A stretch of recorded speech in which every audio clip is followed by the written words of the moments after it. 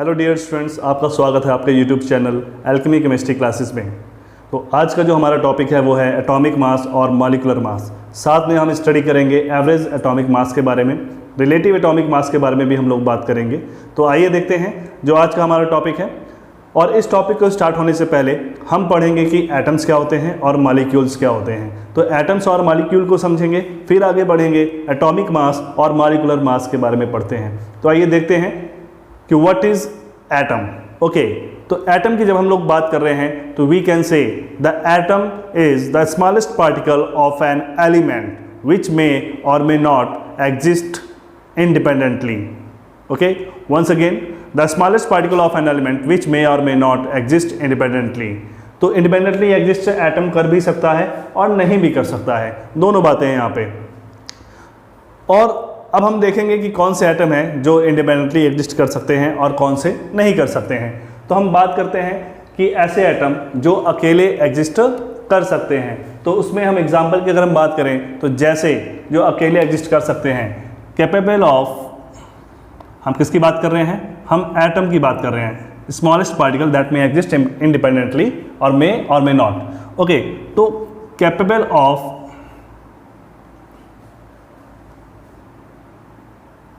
Exist independently, तो उसमें कौन से आएंगे? Like helium, neon, argon, krypton, इन सब की बात कर लेंगे। और जैसे गोल्ड वगैरह भी आ गया, गोल्ड हो गया, सिल्वर हो गया, प्लेटिनम हो गया। गोल्ड, प्लेटिनम के एग्जाम्पल भी हम लोग ले सकते हैं, ठीक है। और बात करेंगे वो ऐसे एटम जो अकेले एग्जिस्ट नहीं कर सकते हैं। Capable of not exist independently.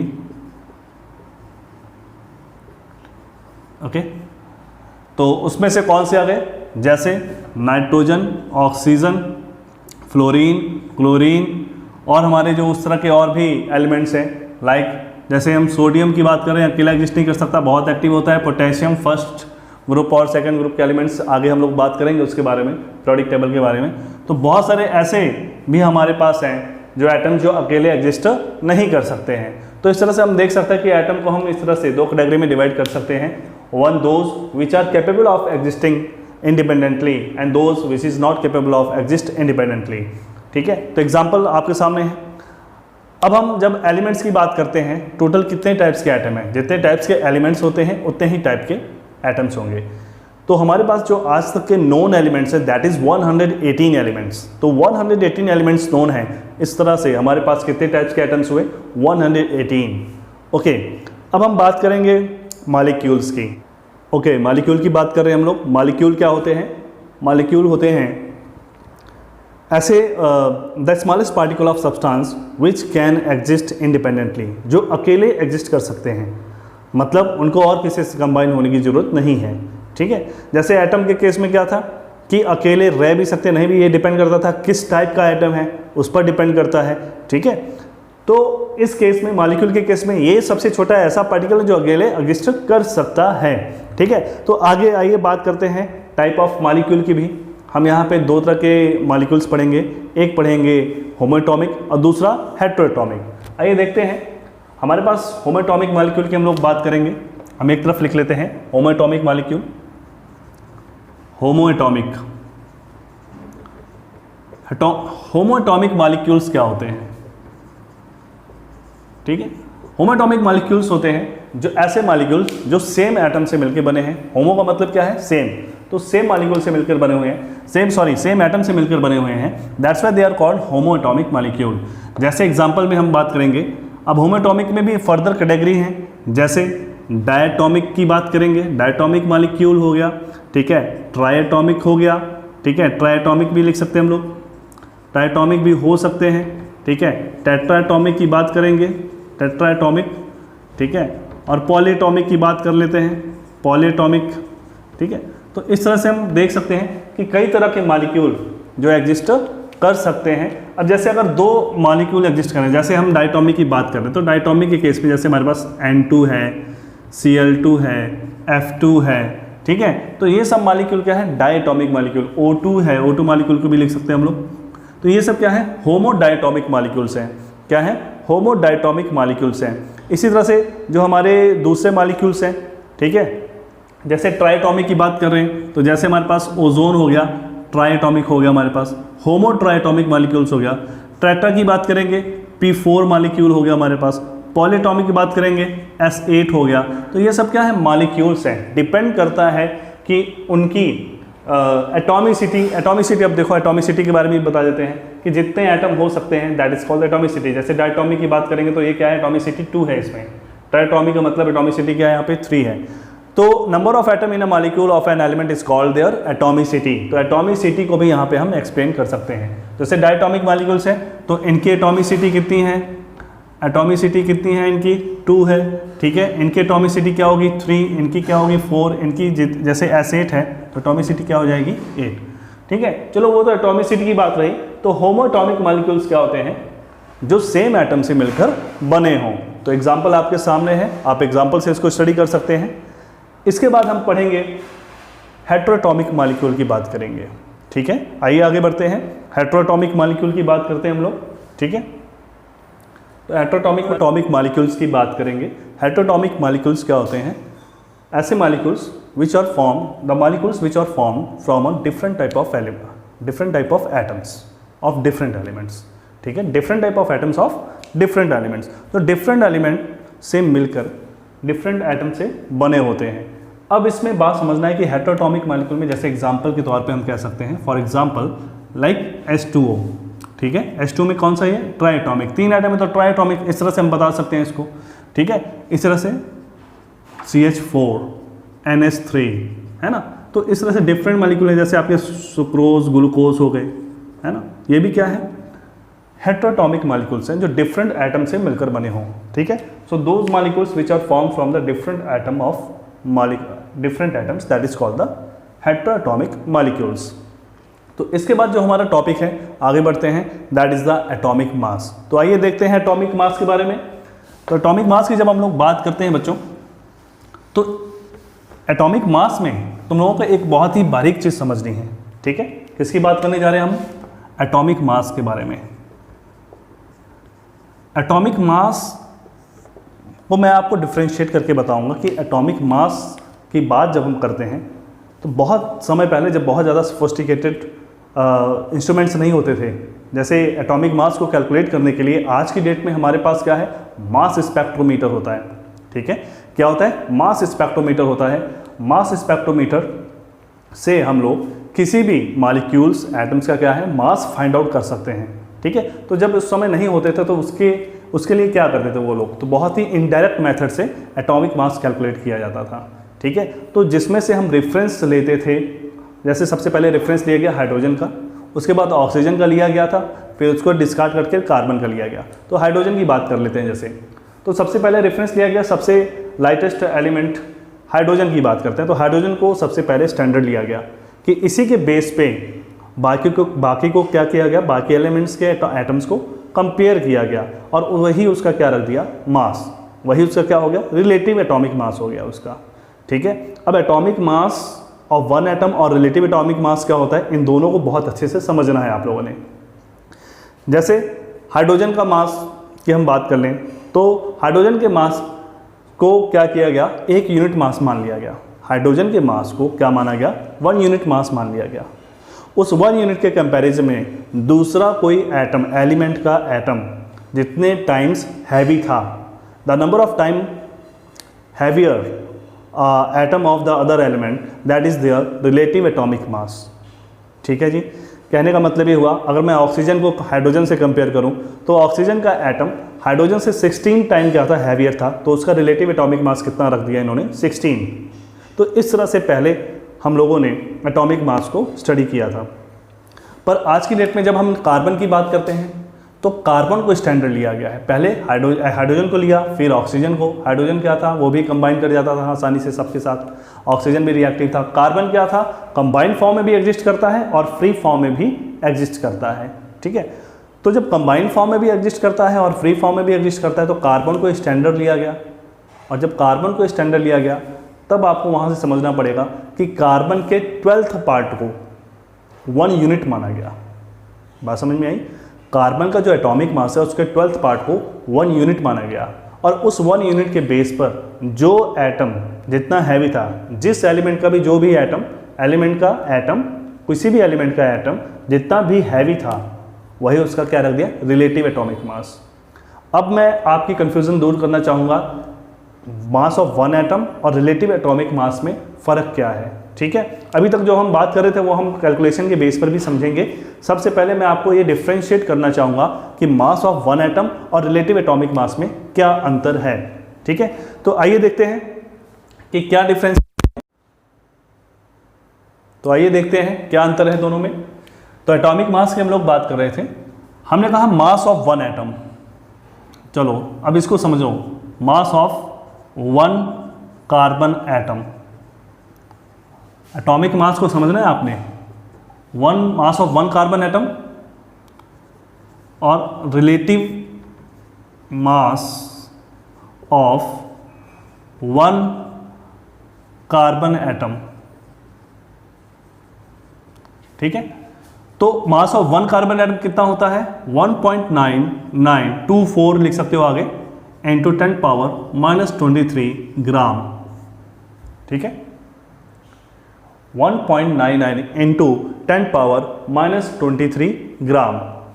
ठीक है, अब बात करते हैं mass, relative mass of one carbon atom, वो कितना होता है, वो सब लोग पढ़ते हो आप लोग, 12 ग्राम। क्या होता है, 12 ग्राम। अब दोनों में डिफरेंस समझो। एटॉमिक मास की हम बात कर रहे हैं, वन एटम की बात करेंगे तो वो है 1.99 इंटू 10⁻⁻23। देखो बहुत कम मास है, 10⁻⁻23, आप खुद समझ सकते हो, बहुत कम मास है। तो इतना कम मास एक एटम का हो सकता है जो दिखाई भी नहीं देता, सीधी सी बात है, जो दिखाई भी नहीं देता।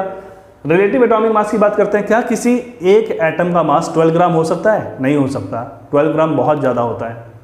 ठीक है, तो 12 ग्राम में बहुत सारे मॉलिक्यूल्स आते हैं, वो भी समझेंगे मोल कंसेप्ट से कि 12 ग्राम में कितने नंबर ऑफ एटम्स आ सकते हैं, कितने मॉलिक्यूल्स आ सकते हैं, तो वो समझेंगे हम लोग। फिलहाल हम लोग एटॉमिक मास की बात कर रहे हैं बच्चों, तो बहुत ही इसको आसानी से और बहुत ही अच्छी तरीके से समझो।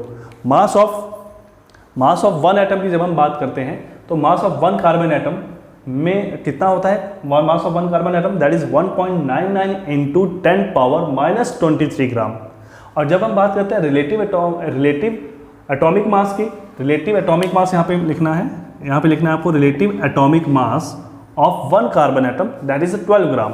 ठीक है, तो ये अंतर है। अब ये अंतर क्यों आया, ये 12 ग्राम कहाँ से आया, इस पॉइंट को हम चलते हैं और समझते हैं कि ये रिलेटिव एटॉमिक मास क्या होता है। आइए देखते हैं, हम बात करेंगे रिलेटिव एटॉमिक मास की। ठीक है जी, रिलेटिव एटॉमिक मास, जैसे मैंने बताया कि कार्बन एटम को स्टैंडर्ड रखा गया, उसके 12th पार्ट, उसके एटॉमिक मास के 12th पार्ट को 1 यूनिट माना गया, और उसके कंपैरिजन में कोई एटम जितना हैवी था वही उसका क्या था, रिलेटिव एटॉमिक मास। जैसे कार्बन खुद अपने 12th पार्ट के कितना टाइम हैवी होगा, 12 टाइम, 12th पार्ट को 1 यूनिट माना गया और उसका 12 टाइम क्या होगा, हैवी होगा, इसका मतलब। इसी तरह से जब ऑक्सीजन को कंपेयर किया गया, कार्बन के 12th पार्ट को 1 यूनिट माना, और उस 1 यूनिट के कंपैरिजन में ऑक्सीजन जैसे 16 टाइम हैवियर था, तो उसका एटॉमिक मास क्या हो गया, रिलेटिव एटॉमिक मास क्या हुआ, 16 ग्राम हो गया। हाइड्रोजन 1 टाइम हैवियर था तो हाइड्रोजन 1 ग्राम हो गया। ठीक है, पर अगर एग्जैक्ट की बात करें तो हाइड्रोजन कितने टाइम था हैवी, 1.008 ग्राम।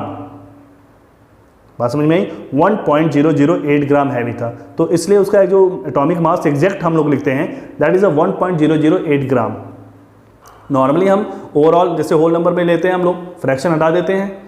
ठीक है, तो कितना ले लेते हैं, 1 ग्राम लेते हैं हम लोग, 1 ग्राम के अकॉर्डिंग कैलकुलेट करते हैं। ठीक है, तो चलिए आगे बढ़ते हैं कि रिलेटिव एटॉमिक मास क्या होता है। तो जैसे मैंने बताया, it is the atomic mass as compare to the 12th part of the carbon atom. ठीक है, तो डेफिनेशन आपके स्क्रीन पे है, इस तरह से भी डिफाइन कर सकते हैं। It may be defined as the average relative mass of an atom of an element as compare to the mass of an atom of carbon taken as 12। ठीक है जी, इस तरह से भी डिफाइन कर सकते हैं। और कैसे कह सकते हैं इसको, the relative atomic mass of an atom of an element is the as compare to the 1/12 part of the carbon atom isotope, and that a carbon atom is isotope 12। तो कार्बन आइसोटोप 12 को standard लिया गया है, क्योंकि isotope के base पे आप जानते हैं कि आइसोटोप क्या होता है, एटॉमिक नंबर सेम होगा, एटॉमिक मास क्या होगा, डिफरेंट होगा। जैसे कार्बन 13 एग्जिस्ट करता है, कार्बन 14 करता है, कार्बन 12, तो हमने स्टैंडर्ड किसको लिया, कार्बन 12 को लिया, क्योंकि उसकी एबंडेंस क्या है, ज़्यादा है। एबंडेंस का मतलब क्या है यहाँ पे, एबंडेंस का मतलब है कि वो नेचर में इन तीनों के कंपैरिजन में, तीनों के रेशो में सबसे ज़्यादा पाया जाता है, इसलिए हमने कहा कि एबंडेंस ज़्यादा है। ओके, तो हमने बात की किसकी, रिलेटिव एटॉमिक मास की। डेफिनेशन आपको मैंने बता दी। अब इसको मैं इसका फॉर्मूला में हम कैसे लिख सकते हैं, देखो, रिलेटिव एटॉमिक मास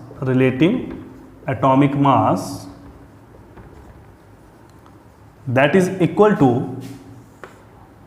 किसके हैं, क्या लिखेंगे ऊपर हम लोग, एटॉमिक मास, क्या लिखेंगे, मास ऑफ वन एटम, ठीक है, मास of one atom, mass of one atom, और नीचे क्या लिखेंगे, 1/12 part of carbon 12 atomic mass. Carbon 12 का एटॉमिक मास जिसका क्या होगा, 1/12 पार्ट होगा, 1/12 मास ऑफ, ऐसा लिख लो, पार्ट ऑफ नहीं, मास ऑफ लिखेंगे ज़्यादा बेहतर हो जाएगा, मास ऑफ कार्बन 12, ठीक है। कार्बन 12 का 1/12 पार्ट के कंपैरिजन में जितना मास होगा एक एटम का, that is called there relative atomic mass, ठीक है जी। चलिए अब हम बात समझेंगे कि 1/12 मास ऑफ कार्बन का कितना हुआ, ठीक है, वो कितना होता है उसको हम समझेंगे। आइए देखते हैं। ओके, तो हम लोग कैलकुलेट करते हैं रिलेटिव एटॉमिक मास किसी भी एक एटम का। हम दो एग्जांपल ले लेते हैं, एक हाइड्रोजन की एग्जांपल ले लेते हैं और एक ऑक्सीजन की एग्जांपल ले लेते हैं। आइए देखते हैं। मास ऑफ वन एटम हमें पता होना चाहिए, हाइड्रोजन का या फिर ऑक्सीजन का जिसका हम कैलकुलेट करने जा रहे हैं। मास ऑफ वन कार्बन एटम का भी पता होना चाहिए, क्योंकि उसके 12th पार्ट को हमने लेना है। तो इसलिए हम हाइड्रोजन की एग्जांपल ले लें। तो हाइड्रोजन के केस में रिलेटिव एटॉमिक मास, RAM लिख लेते हैं, relative atomic mass of hydrogen कैसे कैलकुलेट करेंगे, is equal to mass of one atom. तो mass of one hydrogen atom कितना है, दैट इज 1.65 समथिंग होता है, 1.6735 है, 1.6735 इंटू 10 पावर, यहाँ पे आएगा -24, ठीक है, ग्राम में आता है। ओके, अब 1/12 मास ऑफ कार्बन एटम की बात करेंगे, किसकी बात करेंगे, 1/12 मास ऑफ कार्बन एटम। तो हमारे पास है यहाँ पे 1/12 मास, तो वन कार्बन एटम का कितना होता है, 1.9924 आई थिंक इंटू 10 पावर -23 होता है। और डिवाइड किससे करेंगे, इसको 12 से डिवाइड करेंगे। किससे डिवाइड करेंगे, 12 से डिवाइड कर देंगे। अगर आप इसकी कैलकुलेशंस करोगे बच्चों, इसकी कैलकुलेशंस करोगे तो आपके पास रिजल्ट लगभग आना चाहिए 1.008 ग्राम आना चाहिए, जो कि हम लोग पढ़ते हैं एटॉमिक मास के बारे में कि हाइड्रोजन का एटॉमिक मास क्या होता है, 1 होता है, एटॉमिक नंबर 1, एटॉमिक मास 1 है ना, एग्जैक्ट क्या होता है 1.008 ग्राम। तो इसी तरह से ऑक्सीजन की बात करेंगे, RAM of oxygen that is the relative atomic mass of oxygen की अगर मैं बात कर लूँ तो वो कितना होगा बच्चों, उसकी अगर मैं बात करूँ तो अगर हमें वन ऑक्सीजन एटम का मास पता हो that is the 2.6561 into 10 power -23 gram divide by, तो 1/12 मास ऑफ कार्बन एटम का मतलब 1.9924 इंटू 10 पावर -23 डिवाइड बाय 12। इसको सॉल्व करोगे तो आएगा 15.99 समथिंग आएगा, तो मैं 16 लिख लेता हूँ, ठीक है, क्या लिख लेता हूँ 16 ग्राम। तो इसको आप कैलकुलेट करके देख सकते हो। तो 16 ग्राम बेसिकली क्या है, relative atomic mass of oxygen है। क्या है, relative atomic mass of oxygen. हमारे कहने का मतलब ये है कि ऑक्सीजन का जो एटम है कार्बन के 1/12 पार्ट के 16 टाइम ग्रेटर है। तो ये बेसिकली नंबर है जिसे हम ग्राम में कैलकुलेट करते हैं, ठीक है। और ग्राम भी है, वो कैसे है, वो मोल कंसेप्ट में हम क्लियर करेंगे कि ग्राम में क्यों लिखते हैं हम लोग, ठीक है। तो कहने का मतलब ये है कि इस तरह से हम लोग रिलेटिव एटॉमिक मास कैलकुलेट कर सकते हैं। इसके बाद हम जानते हैं AMU एटॉमिक मास यूनिट या फिर यूनिफाइड मास के बारे में। तो आइए देखते हैं यूनिफाइड मास क्या होता है। तो आइए बात करते हैं एटॉमिक मास यूनिट या फिर यूनिफाइड मास की।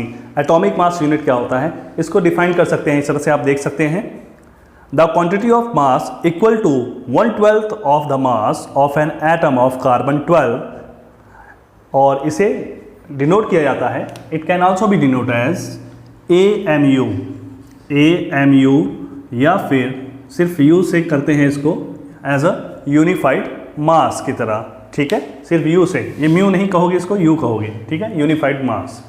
तो इस तरह से डिनोट करते हैं, ये डेफिनेशन है इसकी, ठीक है। तो आइए देखते हैं कितना मास होता है, क्या होता है, इसको समझेंगे।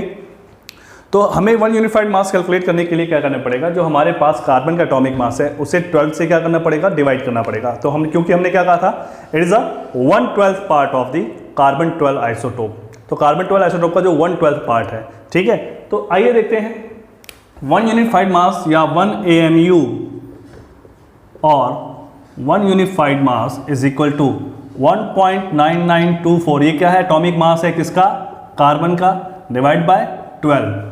अगर आप इसकी कैलकुलेशंस करते हैं तो आपके पास जो इसका आंसर आता है दैट इज 1.66 इंटू 10⁻⁻27। अगर किलोग्राम की अगर हम बात कर लें, ठीक है, अगर ग्राम की बात कर लें तो क्या आ जाएगा 1.66 इंटू 10⁻⁻24 ग्राम आएगा। किलोग्राम में बच्चों कन्वर्ट करोगे तो क्या आएगा, 27 हो जाएगा, ठीक है, -27 की हम लोग बात करेंगे फिर, ठीक है। तो इस तरह से आप इसको कैलकुलेट कर सकते हो। तो वन यूनिफाइड मास क्या हो गया आपके पास, किसके इक्वल है, 1.66 इंटू 10⁻⁻24 ग्राम। अब बच्चों एक बात समझना, अब इस ये जो है ये यूनिफाइड मास है, ठीक है, जो आप यूनिफाइड मास देख रहे हो, ठीक है, कैलकुलेट किया हमने, तो ये एक यूनिट है, इसी के जो जितना टाइम हैवी होता है वही उसका क्या होता है, एटॉमिक मास होता है, रिलेटिव एटॉमिक मास। जैसे ऑक्सीजन क्या है, इस यूनिट के कितने टाइम ग्रेटर है, 16 टाइम, ठीक है। तो इस तरह से वो क्या होगा, उसका रिलेटिव एटॉमिक मास। अगर मैं रिलेटिव एटॉमिक मास को यूनिफाइड मास से मल्टीप्लाई कर दूं, ये शॉर्टकट बता रहा हूं आपको, ठीक है, तो ये शॉर्टकट है, इसको समझ लो। आपको एक ऑक्सीजन एटम का मास निकालना है और आपको एक 1 AMU या 1 यूनिफाइड मास की वैल्यू पता है, तो आप इसको मल्टीप्लाई कर सकते हो रिलेटिव एटॉमिक मास से। तो अगर आप मास ऑफ 1 एटम निकालना है, आपने मास ऑफ 1 एटम कैलकुलेट करना है, तो आप क्या कर सकते हो, relative atomic mass RAM, RAM क्या है, relative atomic mass multiply by 1 unified mass. 1 unified mass मतलब कि unified mass that is 1.66 into 10⁻⁻24। तो जैसे आपको निकालना है, मान के चलिए कैलकुलेट करना है क्या, ऑक्सीजन एटम का मास ही निकालना है, तो रिलेटिव एटॉमिक मास क्या है 16, मल्टीप्लाई किससे करोगे 1.66 इंटू 10⁻⁻24। तो आपका जो रिजल्ट आएगा वो जो अभी आपका आया था 2.6561 करके, तो 2.65 इंटू 10⁻⁻23 आ जाएगा, ठीक है। कैलकुलेट करके देख सकते हो इसको, ठीक है। ये शॉर्टकट है जो मैं आपको बता रहा हूँ 1 एटम का मास निकालने के लिए, ठीक है। चलिए आगे बढ़ते हैं। इसके बाद जो हमारा टॉपिक है वो है एवरेज एटॉमिक मास। तो आइए देखते हैं एवरेज एटॉमिक मास क्या होता है। तो आपके स्क्रीन पर है, atom of many element exist as isotope, same atomic number and different mass number, जिसका मतलब है atomic mass of such element is average of these isotope called average atomic mass. तो एक बार फिर से, atoms of many element exist as isotope, atomic mass of such elements average of these isotopes called average atomic mass, ठीक है। तो आप देख सकते हैं हम किसकी बात कर रहे हैं, हम बात कर रहे हैं एवरेज एटॉमिक मास की, एवरेज एटॉमिक मास। तो एवरेज एटॉमिक मास की जब हम बात कर रहे हैं तो मैं शॉर्ट में क्या लिख सकता हूँ, चलो शॉर्ट में नहीं लिखते इसको, average atomic mass that is equal to, किसके इक्वल होगा। सो एक फार्मूला हम लिख लेते हैं, x1 a1 plus x2 a2 plus x3 a3, और इस तरह से सो ऑन कर सकते हैं हम लोग, ठीक है, प्लस करके। अगर और भी आइसोटोप में वो एग्जिस्ट कर रहा है, अगर 3 आइसोटोप में एग्जिस्ट कर रहा है, तो इस तरह से फार्मूला हम लिखेंगे, हम समझेंगे कि a क्या है और x क्या है, ठीक है। तो इससे पहले हम देखेंगे साथ में क्या लिखा है, देखो, divide by x1 plus x2 plus x3 and so on. तो इस तरह से हम इसको रिप्रेजेंट कर सकते हैं। तो यहाँ पे अगर हमारे पास जो x1 और x2 है, ठीक है, वो परसेंटेज ऑफ रिलेटिव अबंडेंस है, ठीक है। x क्या है?